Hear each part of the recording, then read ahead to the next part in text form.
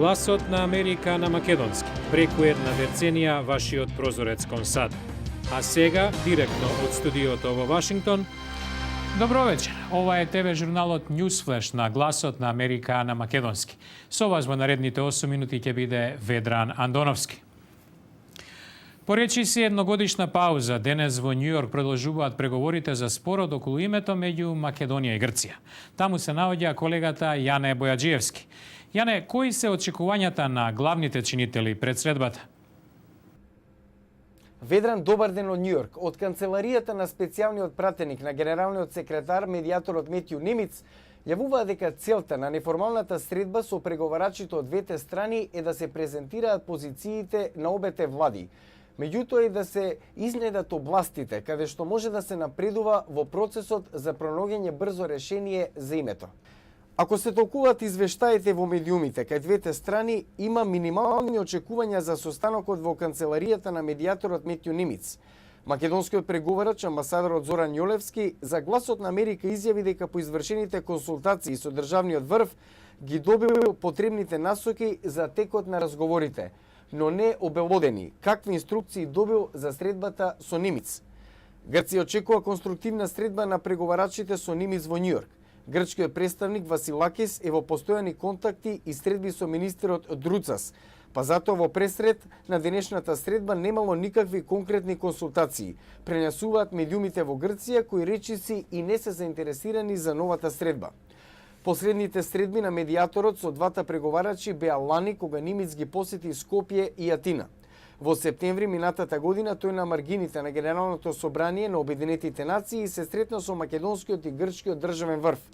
И генералниот секретар на Обединетите нации Бан Ки Мун побара искрен диалог меѓу македонската и грчката страна во спорот со името, на неколку дена пред њујоршката средба на медијаторот Нимиц со преговарачите Јолевски и Василакис.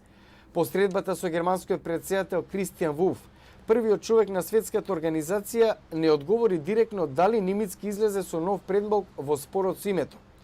Ведран, медиумите јавуваат дека евентуален нов предлог од медијаторот Нимиц би се очекувало дури во септември, кога би била донесена и конечната пресуда меѓународниот суд во Хаг за тужбата од Македонија против Грција за кршење на времената спогодба од 1995.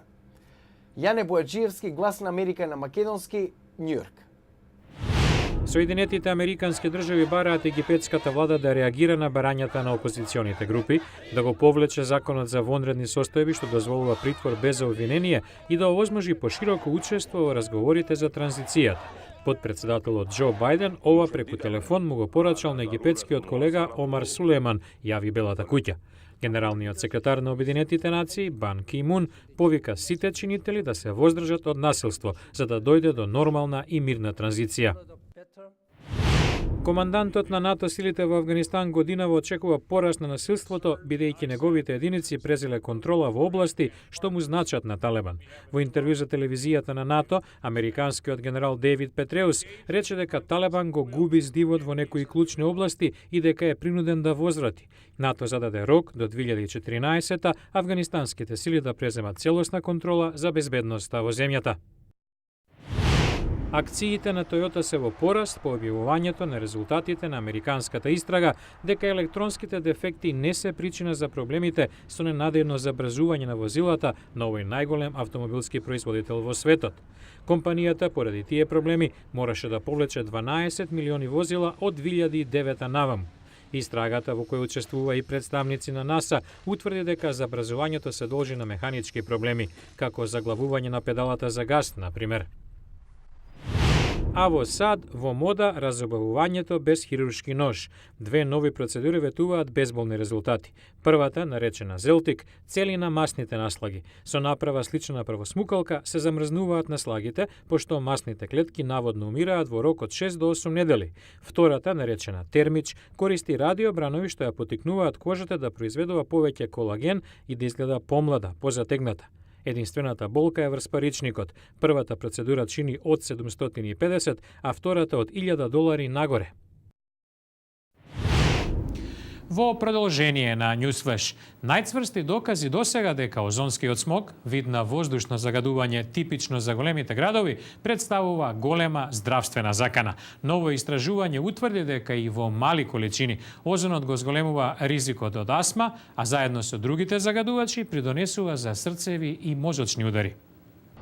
Лорин Алба е хронична астматичарка, речиси 20 години. Според Американското белодробно здружение, таа е една од преку 20 милиони лица во САД кои страдаат од ова заболување. Деновите кога квалитетот на воздух е лош, автобусите, смогот, загадувањето, сето тоа може да ми предизвика напад. За најновото истражување на Агенцијата за заштита на животната средина, ЕПА и Универзитетот на Северна Каролина, говори Дженис Нолин од Американското белодробно здружение. Се бавеше со здрави млади возрастни и нивоата за кои претходно се сметаше дека се безбедни. Кога беа изложени на нив во клинички услови, добија проблеми со дишењето. Озонот е составен од 3 атоми на кислород. Овој невидлив гас може да го иритира и воспали респираторниот систем. Озонот тоа не го прави самиот, туку најчесто во комбинација со честички од дизел издувни гасови, например, што пак може да доведе до срцев или мозочен удар. Согласно актот за чист воздух, што е на сила веќе 40 години, населените места имаат обврска да го намалат озонот и другите загадувачи. Но Американското белодробно здружение коментира дека тоа не е доволно. Во последниот извештај проценивме дека 175 милиони американци живеат во средина што не може да добие преодна оценка за чист воздух.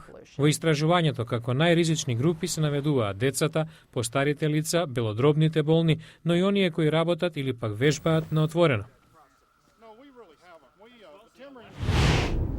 А во наредната емисија, надпревар за најекономична зграда во САД, која однесе наградата за најголема заштеда во енергија. Гледајте утре во Newsflash. Утре во Newsflash. Голтеат енергија. На деловните и стамбените згради отпаѓаат 40% од потрошената енергија во САД. Гледајте утре во Newsflash. Го гледавте Newsflash на гласот на Америка на македонски. Со вас денес беше Ведран Андоновски. За повеќе содржини посетете не на интернет на гласнааmerika.com. Пријатна вечер. Се гледаме утре.